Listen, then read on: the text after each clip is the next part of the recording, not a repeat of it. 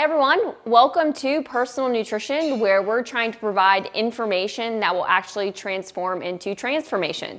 When it comes to personal nutrition, there's a lot of noise out there, there's a lot of confusion, and when you walk into your local bookstore or when you pull up the internet, a lot of these diet plans and fad type plans really don't know you.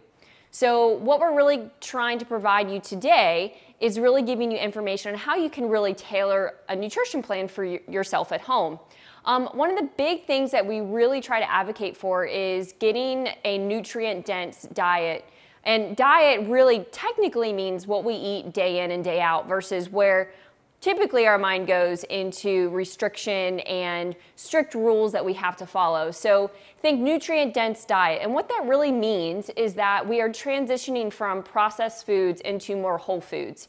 And that in those whole foods, we're getting a lot of micronutrients, we're getting fiber, we're getting protein and fat, and we're getting those nutrients that are really helpful for our body, not only for the here and now, but also for the long term and to really prevent as many chronic diseases as possible. So a really good example of this is if we think we're going into the grocery store and we're doing our shopping, a lot of this would entail spending most of our time really picking out foods that from the perimeter of the grocery store. This does not mean that everything in those middle aisles are completely nixed. It just means, can we take certain things that are typically coming from a box or prepackaged, and can we go more whole with it? Can we actually see that entire food intact? So a really good example of this would be taking cereal that's boxed and actually transitioning to oats, something like where we can actually see that entire grain itself. Another example of this, and I kind of have to laugh at it, but cheese, if we've gone through the aisles, you may see like Velveeta cheese. There's something really weird about buying cheese from the non-refrigerated section. So transitioning from, let's say, Velveeta or that super processed cheese into actual really good, high quality cheese. Those are just a few examples. So think to yourself, what kind of things can you really start transitioning from less processed, less refined, into more whole? And I would try to take a personal inventory of this. How often are you eating in a day?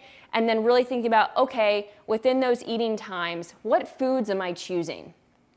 The next thing we really need to talk about is like, okay, so if I'm trying to follow something personalized, what does that actually look like from an objective standpoint? So taking some of the subjective matter out of it. So kind of talking about numbers a little bit and what your body actually physically needs. So that one of the first things that we really have to consider is honoring your energy needs. And energy, I hate the word calorie, but we kind of have to go there. We all expend what we would refer to as a basal metabolic rate. And that BMR, that basal metabolic rate, references how much energy we burn just at rest, just to keep our body vertical, horizontal. I like to think of it as a car is on neutral, we're on, but we're not moving. It keeps our brain functioning, our body temperature and regulation, our organs functioning at its best. And the BMR is also factored into height, weight, age, gender, genetics, and muscle mass. We can't control genetics. We can somewhat control muscle mass. We can't control our height. We can't control our age, but we can also kind of control our weight to some degree. So we have to kind of look at that BMR and realize, okay, if I'm expending about 1,500 calories a day just at rest, then my energy needs are actually going to be greater than that. My energy needs have to factor in how often am I moving? Are there any underlying conditions that would also rely on more food intake coming in? Thinking about growing, maybe as an adolescent, that individual is going to need more than somebody that's 50 years old and they're done growing. So we have to factor in what's the BMR, and then what's the true energy needs. And each of you is going to be really different. Where I see most people make the biggest mistake, to be honest, is when they shortchange the BMR. A traditional diet mentality is consume 1,200 calories a day and you'll lose weight. Here's the deal, that's not sustainable, and most people are not even meeting their BMR by following a super restrictive plan like that. So making sure that we're not chronically depriving ourselves and we're making sure we're actually eating enough, that's going to be really important moving forward and for your health. The second piece that's a really important to factor in other than energy needs is getting the right amount of carbohydrates, protein, and fat. And carbs, if we go back to the nutrient density, we're trying to rely on as many whole food carbohydrate sources as possible. So your fruit, your starchy vegetables, your non-starchy vegetables, your beans, your lentils, your whole grains, these are all wonderful to incorporate into your diet. And really, the more color you can get, the more variety you can get, and really leaning on as much non-starchy vegetable and as fruit as possible, you're definitely moving in the right direction for your health. So we would recommend at least 5 to 7 non-starchy vegetables and fruits per day. So 5 to 7, I'd say for 5 for females, and for males, think of 7. The other component is your protein, which we really encourage protein at every single main meal. So if we're eating 3 times a day, that would mean maybe eggs in the morning, chicken at lunch, and maybe salmon for dinner. For most, protein is one of those things that in the morning can be kind of tough to get. So I would think about how can you plan ahead to make sure that you're getting protein in the morning. The other thing is, can you prepare some things in advance to make sure that in the middle of the day, you aren't having just a salad with no protein on it. You're probably gonna be really hungry by the time you get to dinner. Fat is also very, very important. And this is where I'd say if anyone's been following the whole low fat era or has kind of found themselves there, especially because that's what was advocated for so very long, this is where I find a lot of people are actually missing the boat. We're still scared of using oil when we cook. We're afraid to use avocado. We want to consume just the egg white versus the whole egg. Fat is really important for your diet, not only from blood sugar regulation and hormone regulation, but it feeds our brain, it makes us happy. It also helps us really absorb those micronutrients that we need, like your fat-soluble vitamins, and it just makes everything a little bit smoother. So we've got energy needs, then we have to meet the right amount of carbs, protein, and fat. And this is where each person's going to be different. You probably realize that I keep saying that over and over again. But some need more carbohydrates than others. Some need more fat than others. And some may need more protein. If we have somebody that's really active and does a lot of strength training, they need to make sure they're getting enough carbohydrates and protein. For those that may fall into the type 2 diabetic, they probably need to really emphasize getting enough protein and fat and really monitoring the portions on the carbohydrates. So each of you is different, and I would recommend probably working with an individual, especially if you have an underlying health condition, especially moving forward with your nutrition plan. The third component is the micronutrients. So are we getting enough vitamin C? Are we getting enough iron? Are we getting enough vitamin D? Are we getting these micronutrients, your vitamins and your minerals, and a lot of the phytochemicals in our food that help neutralize and fight those toxins that each of us produce?